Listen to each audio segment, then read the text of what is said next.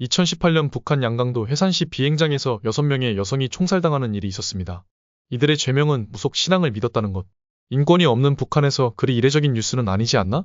생각하실 분들도 계실 것 같은데요. 하지만 이전까지 북한에서 무당, 소위 미신 행위를 하다 적발되면 기껏해야 3개월에서 6개월 정도의 노동교화형을 선고받는 게 다였습니다. 그런 북한에서 지금 무속 신앙은 바로 총살형에 처해질 만큼 엄격히 관리되고 있는데요. 과연 그 이유는 뭘까요? 오늘은 북한과 무속 신앙 그 이면에 드러나지 않은 이야기를 해보려 합니다. 파묘가 1,000만 관객을 돌파하며 한창 화제였죠. 덩달아 무당이나 무속 신앙에 대한 관심도 급격히 늘었는데요. 그리고 우리는 문득 궁금해졌습니다. 북한에도 과연 무당이라는 게 있을까? 하고 말이죠. 그렇게 단순 호기심으로 시작한 자료조사였지만 우리는 생각보다 훨씬 방대한 이야기들을 수집할 수 있었는데요. 내가 사는 곳에는 심리마다 점쟁이가 살고 있었습니다.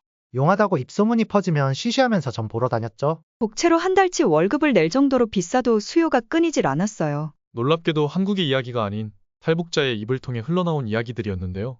그리고 당연한 얘기겠지만 북한에서 점을 본다는 것은 김씨일가 체제에 반하는 행동으로 결코 용납할 수 없는 최악의 범죄 행위입니다.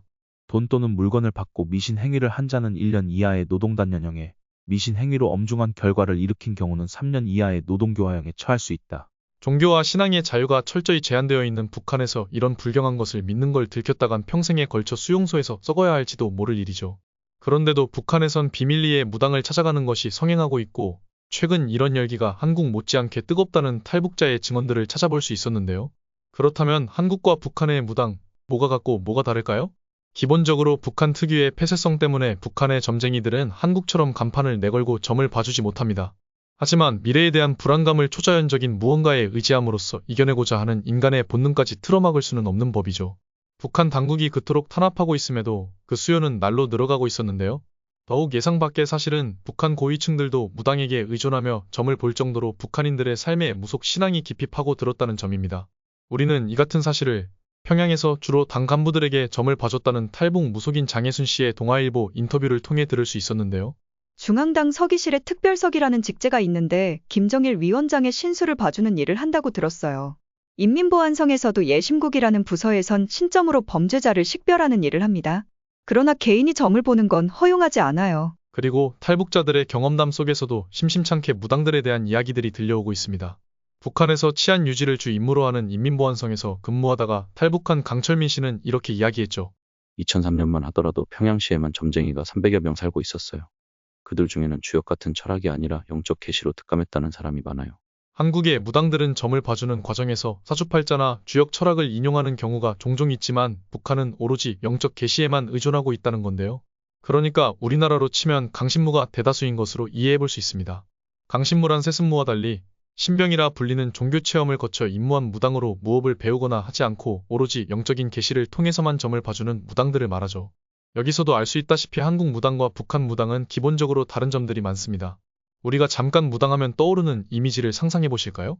짙은 화장을 하고 화려한 색깔의 한복을 입고 번쩍이는 방울을 요란하게 흔드는 모습들이 떠오르실 텐데요. 그런데 북한 무당들에게는 이런 모습을 볼 수 없습니다. 무당이라는 신분이 겉으로 절대 드러나서도 들켜서도 안 되기 때문인데요. 이것은 북한 무당에게는 생사와 직결된 것이기 때문에 그들은 의복도 일반 주민과 똑같이 입고 신점을 봐줍니다. 신을 모시는 신단지도 부엌으로 연결되는 구석진 뒷방에 모셔놓고 신분을 철저히 숨긴다고 하죠.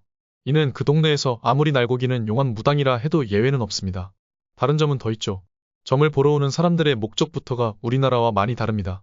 물론 북한에도 결혼식이나 지금 사업을 벌이면 좋은지에 대해 묻는 사람들도 덜어 있습니다. 하지만 이런 질문은 극소수에 불과하다죠. 가장 많은 것은 건강에 관한 것, 그리고 탈북에 관한 질문이 많습니다. 일단 북한에선 일반 주민들뿐만 아니라 당 간부에게도 건강이 가장 큰 이슈라고 합니다. 사실 생각해보면 과거 의료 기술이 발달하지 않았을 시절 우리나라의 평균 수명도 60세 정도를 웃돌았을 때가 있었습니다. 그만큼 한 나라의 의료 수준이라는 것은 그 나라의 발전 상황을 고스란히 대변해주는 지표와도 다름없는데요. 북한에서는 워낙 평소부터 영양학적으로 균형 잡힌 식단을 섭취하지 못하는 데다가 아프면 제때의 병을 치료할 의료 기술이 갖춰져 있지 않다 보니 늘 건강이 가장 큰 걱정거리일 수밖에 없습니다. 이에 대해 아까 전에 평양에서 주로 당 간부들에게 점을 봐줬다는 탈북 무속인 장 씨는 이렇게 말했죠. 건강이 가장 큰 걱정거리입니다. 얼마나 오래 살 수 있는지 묻는 간부가 많아요. 간부들은 나만이 잘 산다는 걸 알고 있어요. 몇 년 전에 남한에 붙잡혀 있던 전쟁 포로가 돌아왔을 때 북조선 사람들은 포로로 한평생 살았는데 우리보다 더 건강해 보인다고 놀라워했어요. 남한은 포로 수용소에서도 잘 먹는구나 했어요.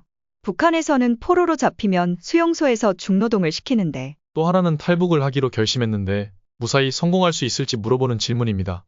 다만 북한에선 직접적으로 탈북이라는 단어를 입 밖에 꺼낼 수 없죠. 그래서 올해 죽을 운이 있느냐 없느냐 라고 우회적으로 묻습니다.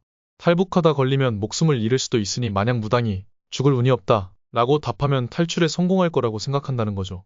그리고 집에 어느 정도 넉넉한 경제적 여유가 있는 사람들은 탈북이라는 거사를 치르기 전 마지막 방비도 잊지 않습니다. 출발리를 택이라고 거사가 무사히 잘 치러지라는 의미로 생계란을 굴리는 의식까지 마치면 드디어 출발 임박입니다. 이렇게라도 무언가에 의지하고 싶은 절박한 마음이 무속 행위로 이어지고 있는 것이죠. 심지어 북한에는 경제 상황이 좋지 않으니 복채도 상대적으로 저렴하지 않을까 생각하신다면 오산입니다.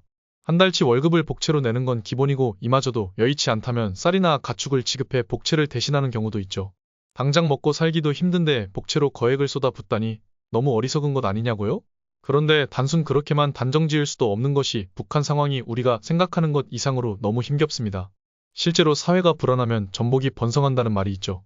5년 후, 10년 후가 아니라 당장 내일에 먹을 끼니를 걱정해야 할 정도로 삶이 불안한 곳이 바로 북한이라는 나라인 것입니다. 사실 이런 북한의 상황은 배급제가 붕괴되고 나서부터 스멀스멀 위기를 드러냈다가 코로나를 거치면서 더욱 극으로 치닫기 시작했는데요. 2021년부터 평양 같은 잘 사는 도시에서도 굶어 죽는 아사자가 속출했다는 뉴스가 들려왔고 BBC에서 비밀리에 정보원과 접속해 북한 내 심각한 상황을 전한 것도 이 즈음이었습니다. 이러나 저러나 굶어 죽는 건 똑같으니 지푸라기라도 잡고 싶은 심정이 반영되는 거죠. 그리고 이런 이유에는 북한의 폐쇄성도 한몫했습니다. 북한에서는 어디서 정보나 지식을 얻을 수가 없으니까 답답한 마음을 풀 곳을 찾는데 그 숨구멍이 바로 무당이라는 건데요.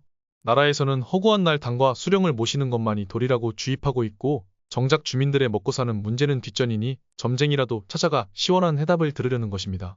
그리고 북한 내 이런 흐름은 점점 더 막기 힘들어 보입니다. 경제체제가 붕괴한 이때 먹고 사는 행위는 점점 버거워져만 가고 삼부자를 포함한 고위층만 배를 불리는 상황에서 정권에 대한 신뢰는 점점 깨지고 있기 때문인데요. 북한 내 무속행위를 단속하는 당국의 발악은 그래서 더욱 부질없게 보입니다. 지금 북한의 인민들은 김정은 말은 흘려들어도 점쟁이의 말은 새겨듣죠. 김정은이 하는 말은 뜬 구름 잡는 말, 점쟁이가 하는 말은 당장 먹고 사는 문제를 해결해주는 걱정에 대한 해답이기 때문인데요.